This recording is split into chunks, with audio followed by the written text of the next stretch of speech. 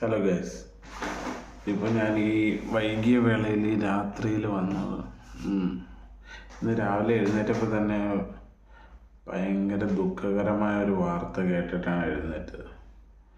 അത് വേറൊന്നുമല്ല, ഒരു എയർപോർട്ടിൽ പോയിട്ട് തിരിച്ചു വരുന്ന വഴി ഒരു കുടുംബത്തിലെ 3 പേർ മരിക്കുകയും അതുപോലെ തന്നെ 2 പേർക്ക് ഗുരുതരമായി പരിക്കേൽക്കുകയും ചെയ്തൊരു ആക്സിഡൻറ്റിൻ്റെ ന്യൂസ് കേട്ടിട്ടാണ് ഇന്ന് രാവിലെ ഉത്രാട ദിനത്തിൽ നിന്ന് എഴുന്നേറ്റത്.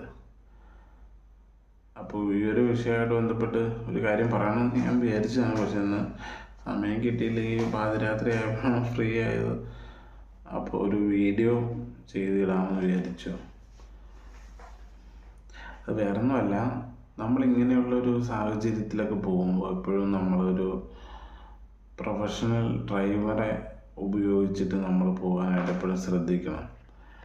കാരണം ഈ എയർപോർട്ടിൽ പോകുന്നതും എയർപോർട്ട് കൊണ്ടാക്കാൻ പോകുമ്പോൾ അപകടവും, എയർപോർട്ടിൽ വിദേശത്തു നിന്ന് ജോലിയൊക്കെ ചെയ്ത് മടങ്ങി വന്നിട്ട് അവർ തിരിച്ചു കൊണ്ടുപോകാൻ വരുന്ന വഴി ഉണ്ടായിട്ടുള്ള അപകട വാർത്തകൾ ഒരുപാട് കേട്ടിട്ടുണ്ട്.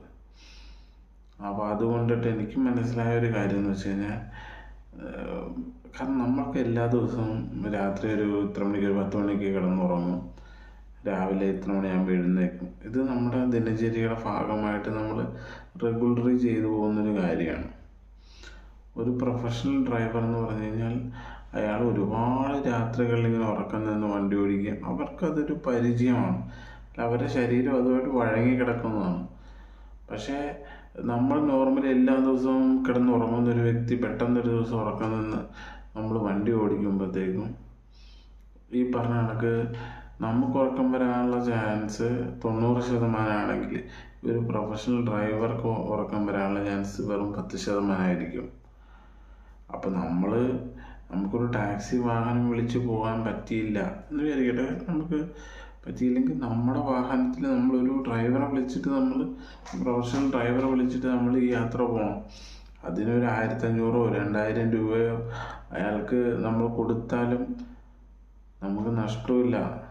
കാരണം നമ്മുടെ ജീവൻ്റെ വിലയാണത്. കാരണം അയാളുടെ ഒരു തൊഴിലാണ്, അയാൾ എത്രത്തോളം അതിൻ്റെ അകത്ത് അയാൾ എക്സ്പീരിയൻസ്ഡാണ്. നമ്മൾ എല്ലാ ദിവസവും കിടന്നുറങ്ങാനുള്ള പെട്ടെന്ന് ഒരു ദിവസം ഉറക്കം നിന്ന് നമ്മൾ കുറച്ച് ഓടിക്കുമായിരിക്കും. വണ്ടി കുറച്ച് ഓടിക്കുമ്പോൾ ഓട്ടോമാറ്റിക്കായിട്ട് നമ്മൾ ആരെയും കുറ്റമില്ല, നമ്മുടെ ശരീരം നമ്മൾ ഡെയിലി ചെയ്യുന്ന ഒരു സംഭവമായിട്ട് ബന്ധപ്പെട്ട് നമ്മുടെ ശരീരം ആ രീതിയിലേക്ക് ഇതാവും. നമ്മളൊരു വണ്ടിയിൽ പോയി